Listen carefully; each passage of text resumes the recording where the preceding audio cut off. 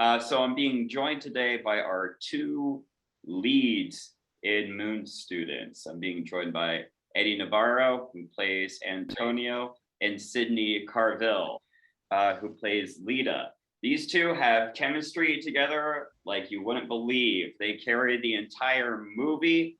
I have rarely seen a couple cry and come together so many times in a movie, like so perfectly wonderful. That was the thing I was really moved by when I first watched the film, because you carry the movie from beginning to end so exquisitely. I honestly was wondering, did you guys know each other before, or no, is that just the magic of acting right there? Eddie, you want to start or? No, ladies first. Well, I mean, we didn't know each other beforehand, but me and Eddie made a conscious decision to get to know each other before, I even flew out to LA to film. So we were Zooming, I mean, what, twice a week at least? Yeah. Yeah, just like talking and rehearsing scenes, getting to know each other. And I feel like we're just both so open and loving to begin with that like we just vibe. We just vibe from like day one. Like I think we didn't even work on scenes the first time. We just like kind of talked and got to know each other. And I mean, throughout filming too, it's kind of cool to see because it's like throughout filming, the couple starts, Lita and Antonio start in this one spot and build together. And it's like we were literally doing that in like a real time frame too. So like I felt like we grew as a friendship, while Lita and Antonio were growing in their relationship. So it just felt very real, very natural with us. Yeah. Eddie? Oh, I just feel I was very blessed and lucky. It was just, we just both eased into it, and we just had the same kind of journey that we wanted to go on with these two characters. And we just had a lot of love for each other and care. And we made a conscious decision too. We said, look, I got you, you got me. It's a dance, and let's be supportive. Let's be on the same team. And let's just tell the story the best way we can. And I'm so lucky, Sydney, to have done this with you.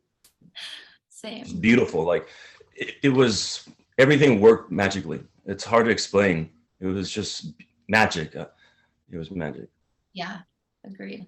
I was one of the things that made me so interested in this film is that it's coming out, or it was shot during the entire quarantine and pandemic and everything like that. Daniel went into detail in his interview of how he was able to manage that whole situation.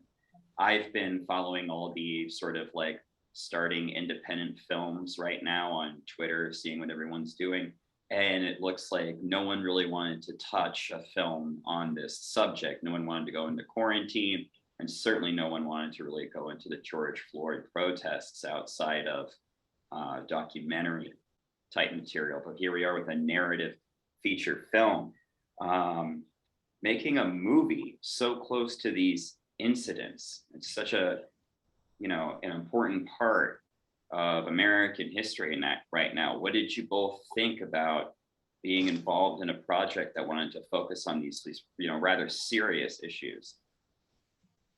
I mean, I think we both knew how heavy the material is, from the first time kind of reading it and stuff. And I know like me and Eddie, we really like focused on like, why are these things happening? Like, why are we taking the paths that Daniel has created, and really like understanding it. But I mean, I think we just wanted to really bring the authenticity of it. Like, I mean, everyone's dealt with something in some sort of fashion that you can pull from, some kind of, discrimination in some sort. So, I mean, you can pull from those things, but it's like, I mean, I don't know about you, Eddie, but I watched a lot of footage about, what happened. And I even attended some protests myself outside of the movie. So it was honestly kind of easy, and at the same time, like, Daniel's like, this story needs to be told, and it so does, because it not only hits on these major milestones that America was going through, but like this isn't new, you know what I mean? So it's like to bring that out in a different way and not like bashing one side or kind of like breaking anything down. It's like we were building up throughout the entire experience versus like this is bad or that those people are, you know what I mean? It's just like he wanted to create a movement to empower people, in those positions. I when I auditioned for the film, I read the synopsis and what he wanted to convey and talk about, and I thought it was ballsy and beautiful, and nobody was doing that. Like you said, nobody was touching that. There were some like horror movie during the time they wanted to latch on to that genre, like, oh, it's pandemic, let's do a horror movie. I think it came out during 2020, 2021, but this was a heartfelt film. It was a film about people, not about a virus per se, or you know, everything shut down and what's going to happen. The government, you know, is it real? Is it not real? This was rooted into these people, the next generation, and what they're going through, and they're still questioning their identities. They're questioning everything around them, and then this happens, and how do they find themselves? I witnessed the protests and the riots here in Los Angeles, and I went there to see for myself. I saw the video of George Floyd and I cried. I saw the whole thing. Someone told me, don't watch it. You'll never unsee it ever again. But I had to see it. I had to see what's going on. And I saw the George Floyd video and I cried. And I felt the anger and the confusion of what that did to everybody, all of us. And, you know, that was somebody's son. That was somebody's friend, father, husband. So Daniel, like, kudos to him for bringing us all together to tell this story. And in such a loving way too, you know what I mean? Like it really does build you up and shows you, like, you know, we all have connections to other people. Like just because you feel some way about something, or, you know, whatever happened, like Eddie said, like that's somebody's son, daughter, whatever, like, you know, everyone's connected. And that's, I think, the biggest part of it is like nothing happens that doesn't affect everything else. So that was really fun to play in, because yeah, it's a big part of life. You know, you two had some very, very strong moments, more than one, almost over and over again. I kind of felt like neither of you really got a break in your performing. Everything was always like so intense. What? What? Please tell me you're not writing for that stupido.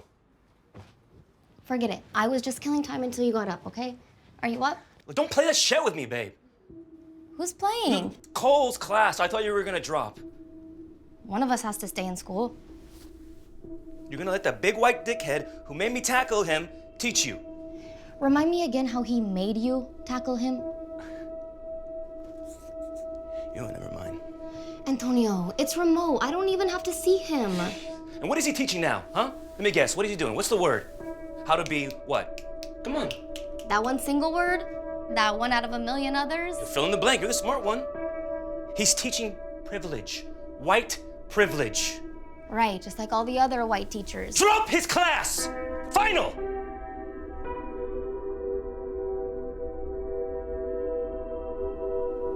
Antonio, that's not fair. Don't ask me to.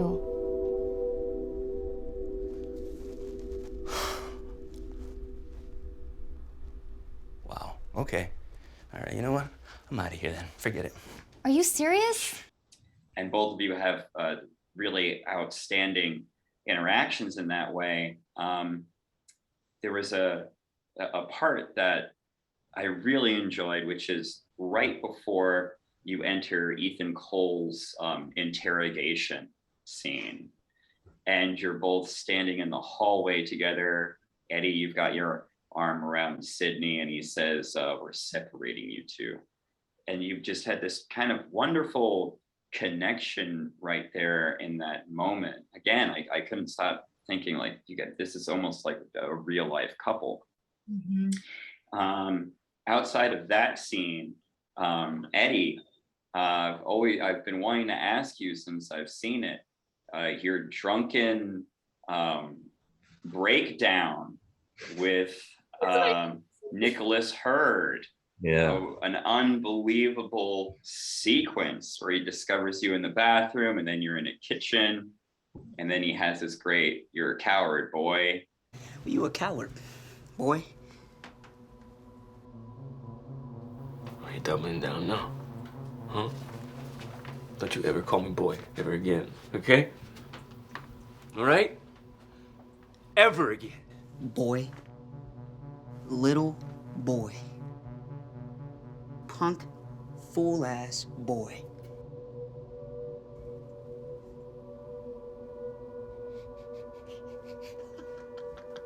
boy. Yeah. You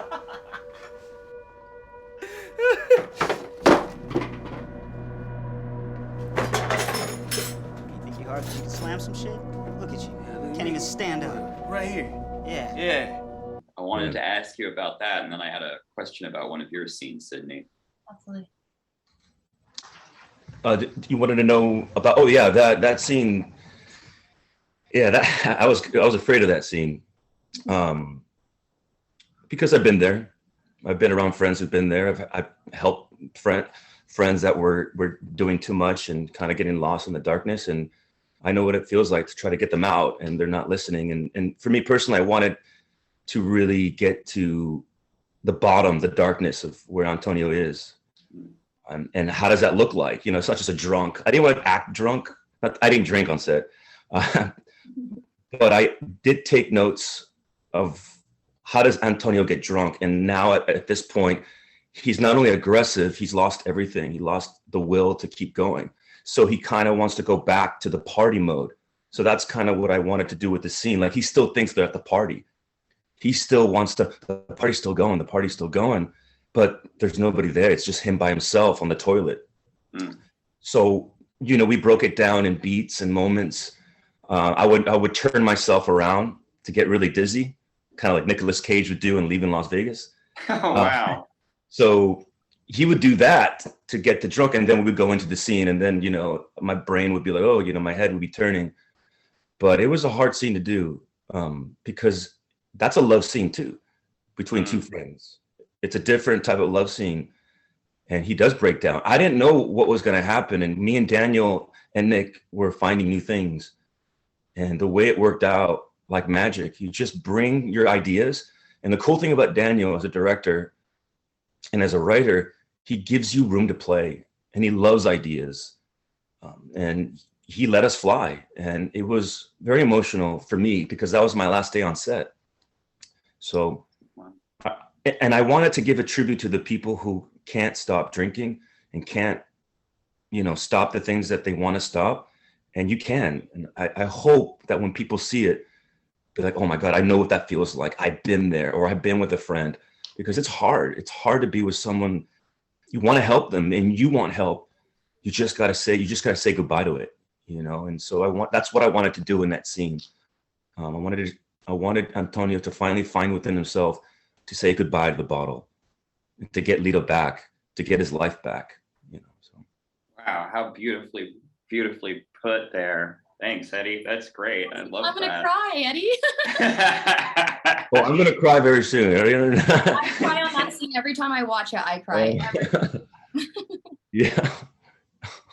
Sydney, and of course you have the great closing monologue of the film when you're pouring out everything that's happened to you in your past, which has been something of a secret largely throughout the film. You get these little flashes of it, but here your character is Lita, and she's, you know, immigrated to the United States by herself, and she finally knows how to say everything that's been on her mind. It seems like a long monologue to memorize, and it puts a cap on the movie.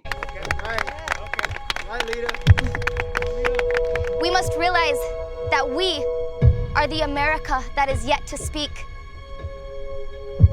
And our words will fill the skies. Well, what do you guys think? So how did you get through that whole situation? Well, once I found out we were filming it and not doing the voiceover, That was fun.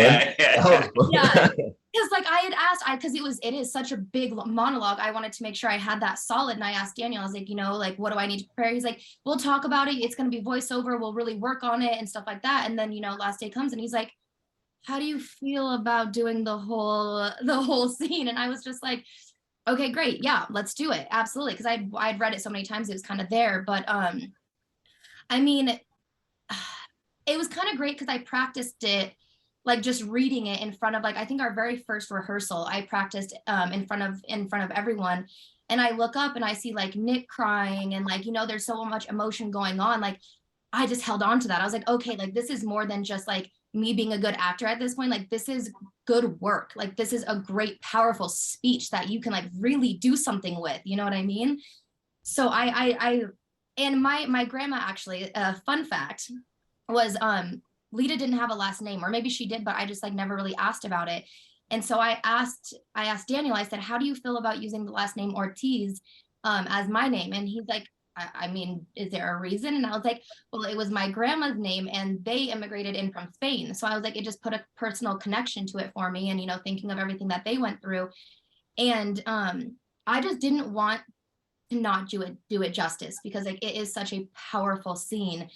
And having these guys like right there in front of me, like when we filmed it on top of the little like mountain looking over the ocean, before, like when I'm reading it to both Nick's and to Eddie, I look up and, you know, people are in tears and I'm just like, okay, like we're doing this right. We're doing it right. So it's like after doing it all those times, like once I got out there, honestly, like I think I let it go too much. Like it hit me a little too hard the first take, because I remember I was like sobbing at the end of it and I was like, whoo, okay, well that one's good. Like bring it back now and see what happens. But no, it was just a lot of trusting my instincts and not memorizing the lines for the lines, like memorizing the emotions and like what I'm feeling when I'm saying these things. And, you know, every time I brought up the point about BA, I mean, automatically I was in tears, because like he is such an important part of the story as well, and his character, that like I said, it's just such good writing that it just flows. And, you know, I've been making these connections with these guys this whole time also. So I had that, you know, that attachment to them in real life, that it felt so authentic. Like in the moment I was like, we are at a rally, like this is happening. Like, so it was just really focusing in on you know, the past and bringing all of that forward to make sure everyone understands, like, I feel you, like I am here for you, I understand. So the controversial question, and then your hopes for the film. You know, we have this excellently written material, but written and directed by a white man doing a diverse cast, and they have great dialogue, all of that. Did you have any moments where you thought about that or discussed that on set? I didn't. I honestly never even like, it was never even a thought in my mind, truthfully, because I just feel like Daniel, like, you know, I mean, people are people at the end of the day, and each personality is different. And I think he really did capture that so well. Like he was really inclusive, very inclusive. And yeah, it never even crossed my mind, because I was just like, this is like, it just works. It felt right. And I don't know, like, I mean, I guess to think of like, you know, this white guy writing these roles, but it was just like, he's so knowledgeable about people that it just felt right.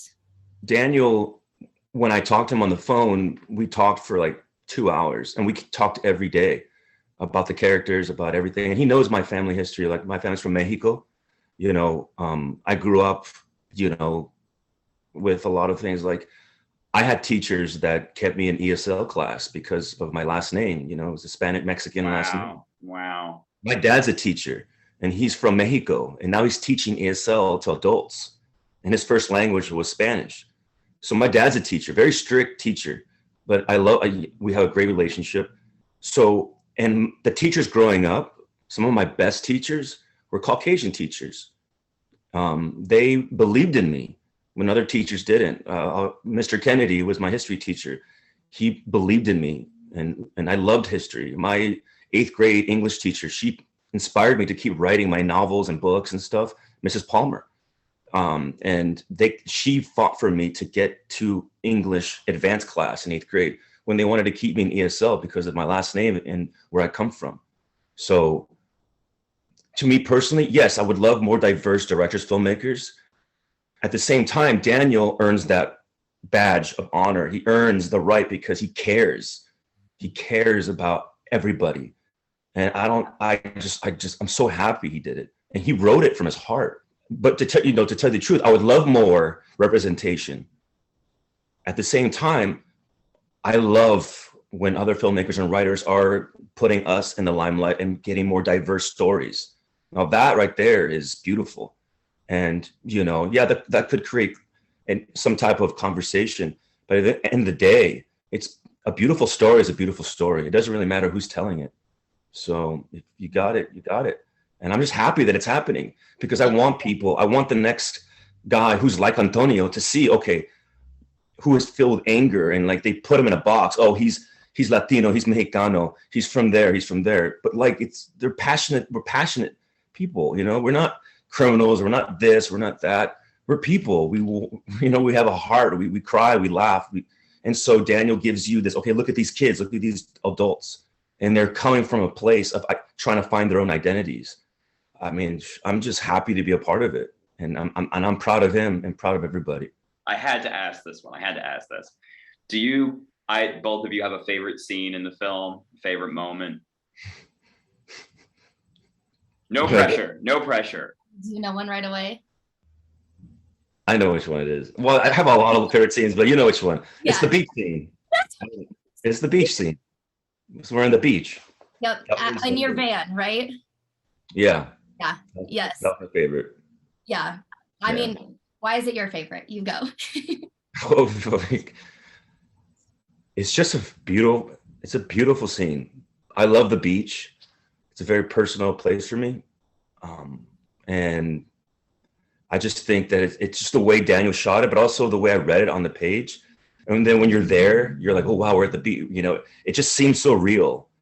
And it's, sorry, I'm going to get a little emotional, but it's almost like a goodbye scene. It's, she's pleading with him, like, I can't do this anymore. And he's still going to anger, and he's not fighting for her in the right ways. And it just worked out magically. And just, it's one of my favorite scenes. Watching it and being in it, it's just a beautiful goodbye. Not a goodbye, but maybe see you later kind of scene. But it just hurts, it's, I don't know, yeah. Especially because when I walk away at you in the end too, like, and when I watch that scene, like, I like didn't want to say bye to you, and like I felt like that really like translated well between us. Like neither one of us want to say goodbye, but like this isn't working, and there was so much tension, and like because of the relationship we had too, it was like it really was hard to like be like, no, take me home, like I don't want to be around you anymore. Like that hurt my soul. So yeah, that was definitely my favorite scene too, though. And I side note also, I love behind the scenes stuff. On our first take, I told Eddie, I was like, I feel like I want to get a little aggressive with you. Like, I feel like, I've had all of this bent up and like, you're still not listening to me. Like, I just want to shove you or something. And he's like, do it. Like, whatever you feel is right, do it. And that's another reason why I love working with Eddie. Cause he's like, whatever, like, let's go, let's roll with it. And so I pushed him on our first take and he fell back on his guitar and slid his hand open. Oh my God. I was like, that felt so good, Eddie. He's like, I know, but look, and his hand was bleeding. Jeez Louise. Yeah, believe your art. So true. Yeah, no, everything about that scene just felt so real, like into my soul, into my heart. Like that was my favorite scene too. Yeah. Wow, wonderful. So the premiere is coming, well, not the premiere, but there's going to be a sneak preview soon. Yeah. And unofficially. And it's going to be hitting the festival circuit. Something to be very proud of. What are your hopes for Moon students? And of course, what is a Moon student to you guys?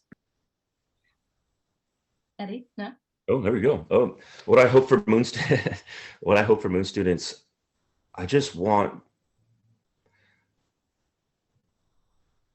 people to have a good time and watch the movie and really connect to the characters. If somebody can just be like, I know what they're going through, or I've been in that situation, and it's almost like not a warm blanket, but kind of like, oh, you just feel okay. They know what it's like.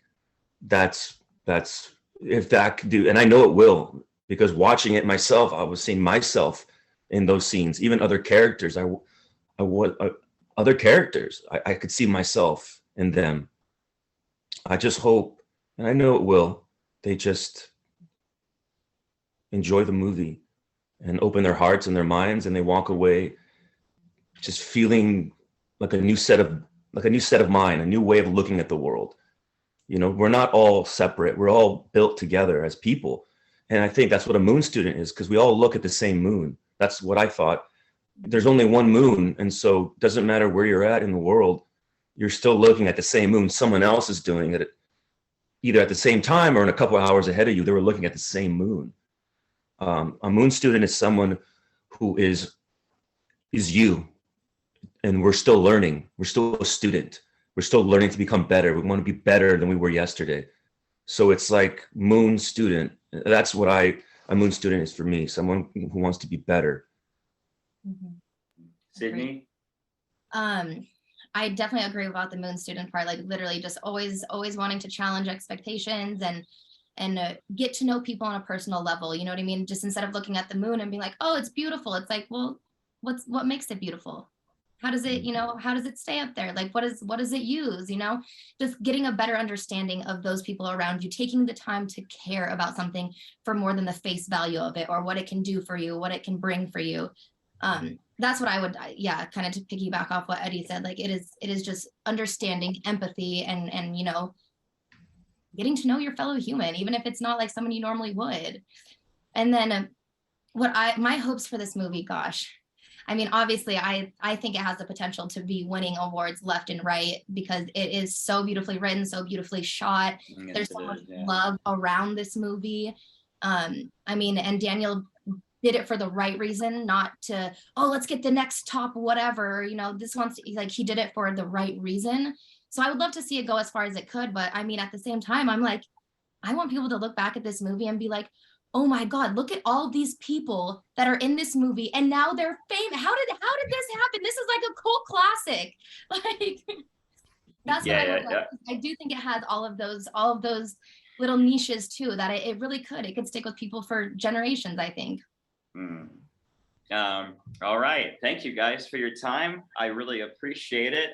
Eddie, are you working on anything right now, Eddie? Anything coming down the pipe that you're excited about? I have. I just wrapped a feature film called Memory in My Heart. It's a detective thriller. We just wrapped it, so that's going to be coming out soon. Memory in My Heart, directed by Mark Martinez, a Mexican director. Also, another film that just came out. We just wrapped. We're doing the festivals soon. Invisible Lines by Yuval Shrim. One of my best friends. He's a filmmaker from Tel Aviv, Israel. And we just got noticed that we got into the Academy Award competition for the short film. We applied. Yeah. So I haven't promoted it yet, but we're in the run. So so it's going to be in the run of the Academy Awards shorts section. And we'll see if they pick it in the thing. We'll know in, I think, January. Oh my God! Congratulations! So amazing! Thank you. Yeah. Wunderbar. Yeah, just doing that and playing music and just happy to be here. Excellent. I want to put together a Moon Student soundtrack and get some of your stuff on it. That's for sure. Fun I'm going to put out. Sydney, what's coming up with you? See, I just went out to LA to film a short with one of my good friends, actually, John Williams. That one was amazing. And then I got a call while I was out there and I got pulled into another film called Outlaws of Mendocino. And it's about like a real life, it's the longest manhunt in California history. And it's, it's set in like the early 1800s. So that was really fun. We like stayed up in an Airbnb in the middle of Mendocino, California, no service, no nothing, and got to play around in the woods for like 2 weeks. So that was really fun. Wow. And then one of my other films that I mentioned last time we were on here, Adeline, is making the film festival circuit. And we just won today 8 awards at Focus International Film Festival. All right. Congratulations. Excellent. Well done. Yeah, so that's very exciting. I didn't see that coming, but now that is 2 female lead awards that I've gotten for this festival run for this movie so far. Yeah, congratulations. Don't forget about me, Sid. Don't forget about me. You forget about me. We're not forgetting about anyone here. Oh, Sid, Eddie, do not forget about each other. If there was ever, if I had my choice, I would want a mini series like the continuing stories of Antonio and Lita. That would be so great. Let's do it. I'm down. Let's do it. I'll call Daniel up. Guys, thank you so much for joining me this evening. Thanks for enjoying all the hang-ups with the technical difficulties. All I good. can't wait to see what happens with Moon Students. I'm going to be checking out your stuff. And look out for this interview because we're going to have little promotions of all the stuff you're working on. Congratulations on being part of a really excellent film and bringing memorable performances all around. I really can't wait to see what you're doing in the future, and I can't wait to see the splash this film makes, guys. Thank you, Elliot. Thank you, And brother. thank you for all your work too, Elliot. Seriously, Yeah. you're over here hustling too for us, so I appreciate it.